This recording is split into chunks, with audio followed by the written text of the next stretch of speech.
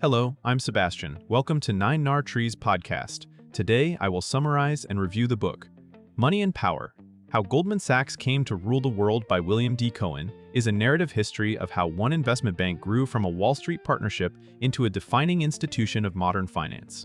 Drawing on widely reported events, public records, and the author's experience as a financial journalist, the book tracks Goldman Sachs through mergers, market booms, crises, and the firm's evolving relationship with Washington.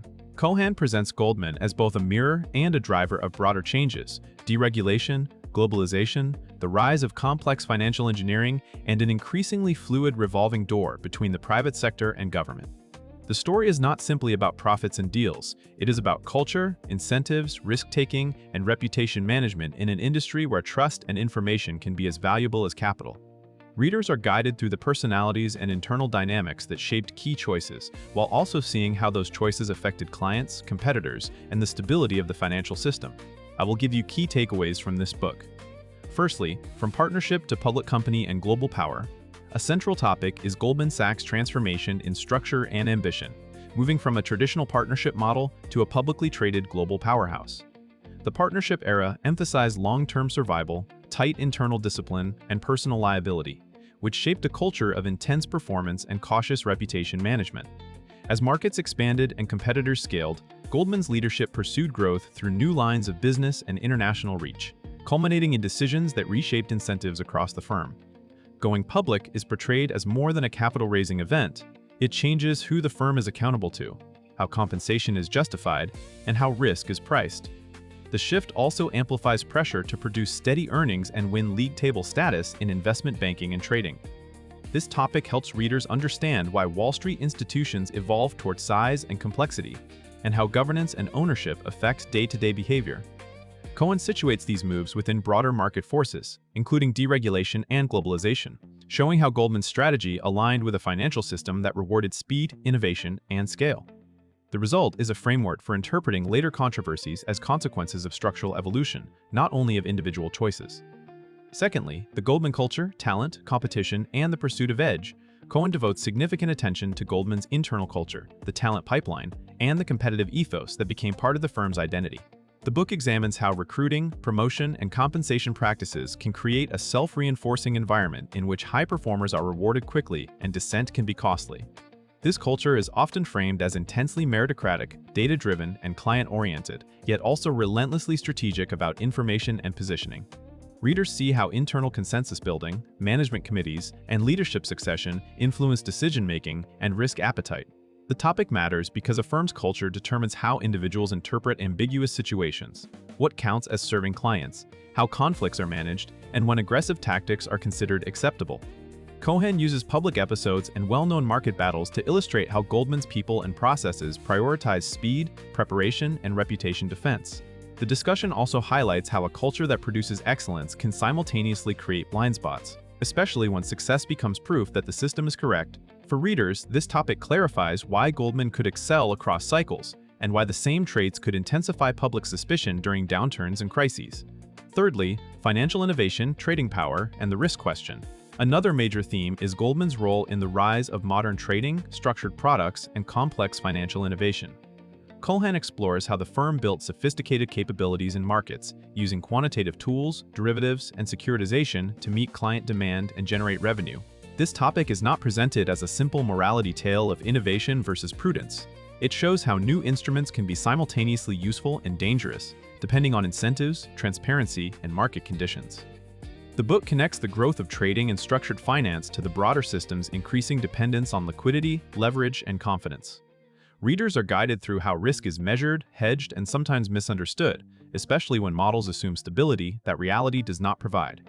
The narrative underscores that innovation can outpace regulation and even internal comprehension, creating vulnerabilities that become visible only under stress.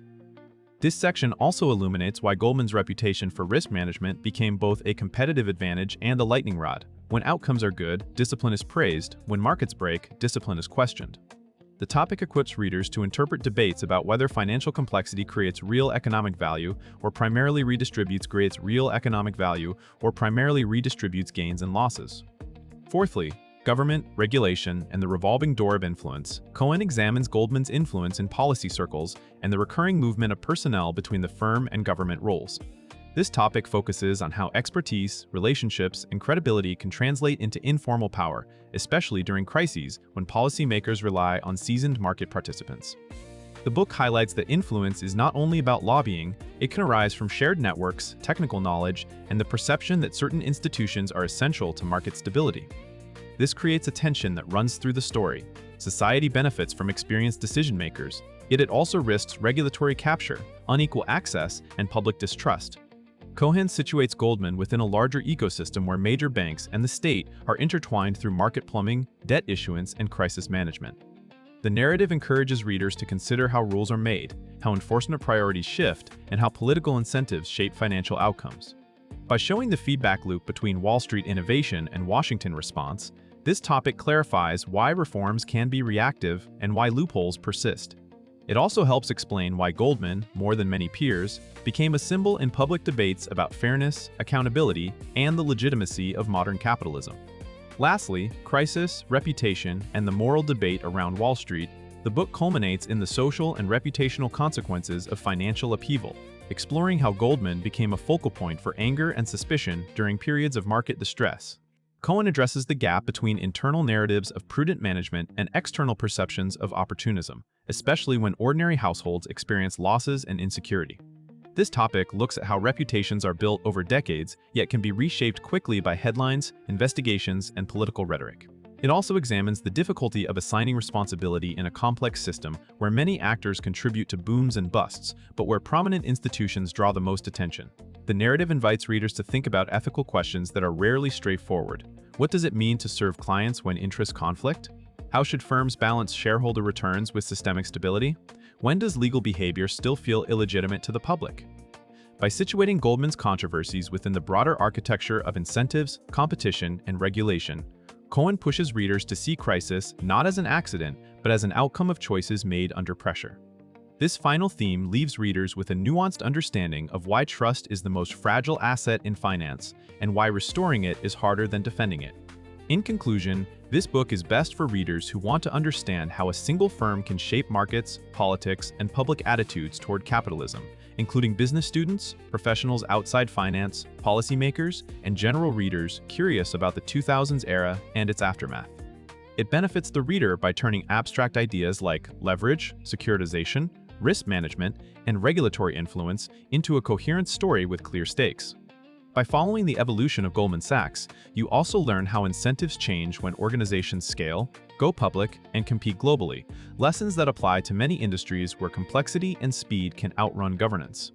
Compared with many crisis-era books that focus narrowly on one event, Cohan's approach emphasizes the long arc, culture, leadership, institutional memory, and the repeated feedback loop between Wall Street innovation and Washington response.